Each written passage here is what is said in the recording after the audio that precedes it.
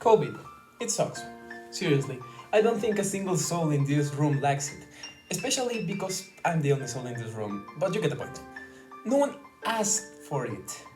And it just barged in by knocking down the door and saying, "Prepare for the year of a lifetime." Of course, as one may expect from such a radical and sudden situation, the world caught on fire. Sorry for that, Australia. And almost immediately, entire countries began to take action. In no time flat, we were under the oh so beloved quarantine. This was more than an ideal scenario for the infected countries, but it wasn't an ideal scenario for the people in said countries. Of course, we already know how the things played out in this horrific viral game of chess that we called pandemic.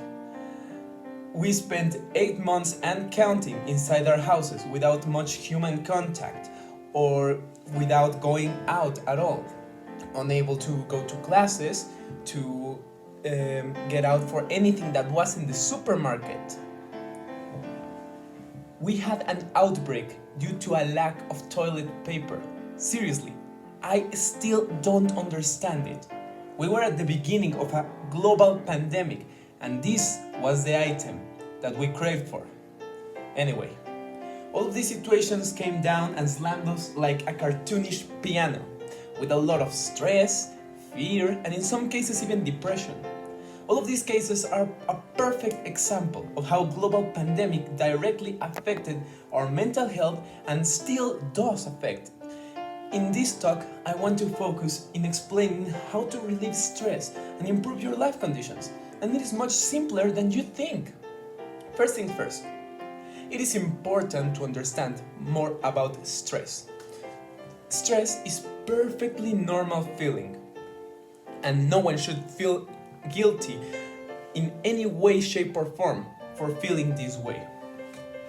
According to Medline Plus, stress is defined as a physical and psychological emotion that makes one feel frustrated, infuriated, or nervous.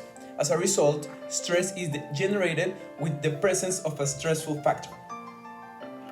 Thanks for that one, Medline Plus.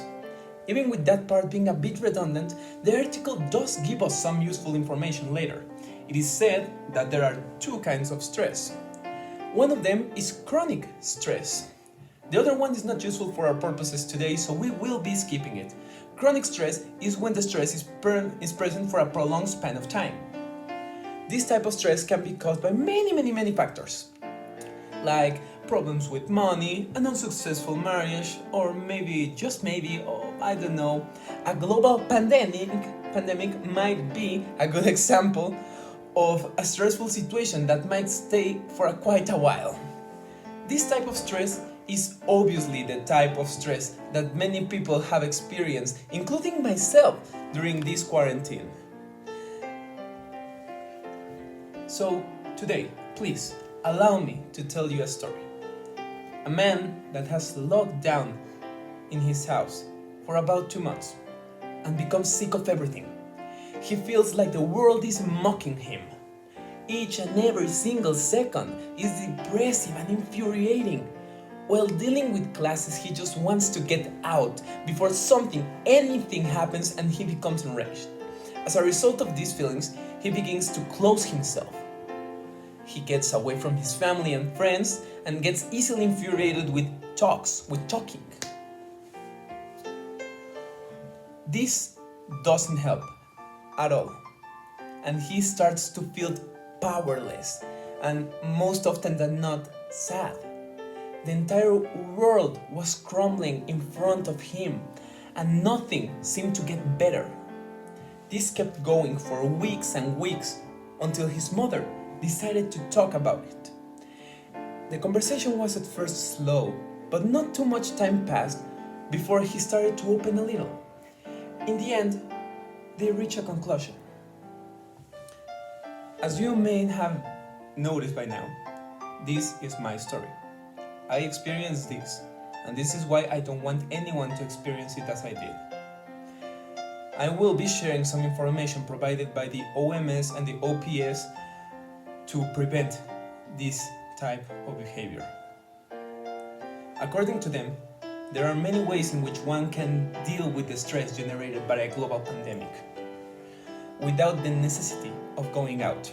These recommendations are really simple but quite effective.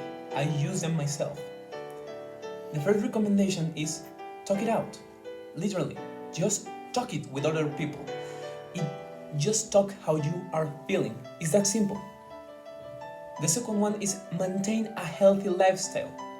This is very broad theme, so I will be summarizing it a little. This can include keeping a good diet. Eating well will make you feel energized and stop the body from entering a state of depression. Exercise. Spend some time doing exercise. Even at home, there are many exercises that require little to no equipment to be done. Maintaining an exercise routine will make your body release neurochemicals such as norepinephrine, serotonin, and dopamine that help regulate your mood. It also helps release endorphins that not only help your body reduce the perception of pain, it also produces a positive feeling in the body. Having good sleeping habits. There have been many studies about the benefits of sleeping, and it's been concluded that sleep gives you more energy, better coordination, a bigger empathy for other people's feelings, and prevents depression, between other positive effects, obviously. Another one, the third one, would be avoiding alcohol, cigarettes, and drugs. By no means these are a viable option. All of these substances are depressants, and it goes without saying that a depressant is the last thing we need. None of these are going to help in a stress situation. Especially in a stress situation, they are not gonna help, and it is recommended not to use them at all. Maintaining yourself informed. Knowing what is happening in the current situation can be helpful to relieve stress.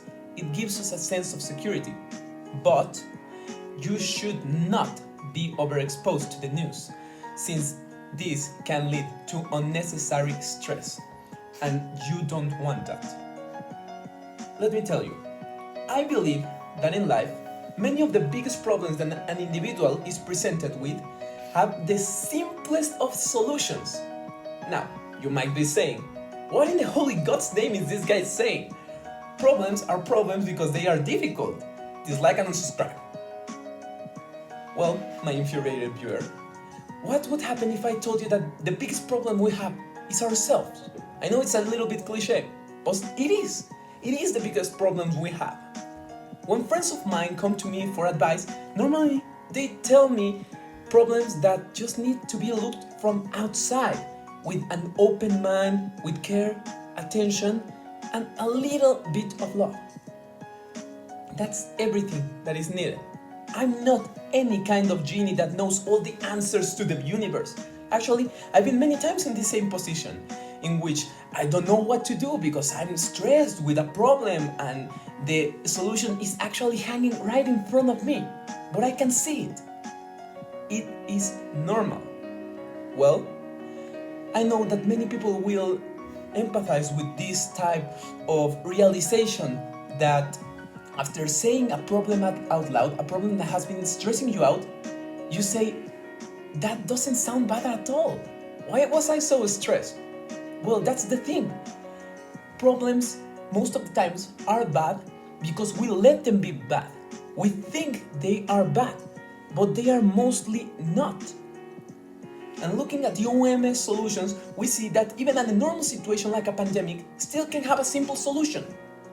Coming back to the story of before, after having a mental breakdown and talking to my mother, she agreed to help me do almost everything that the OMS recommend.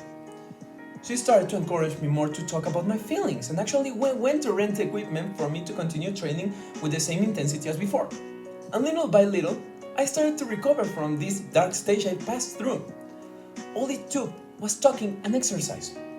This is too easy to avoid, but is so detrimental to our health.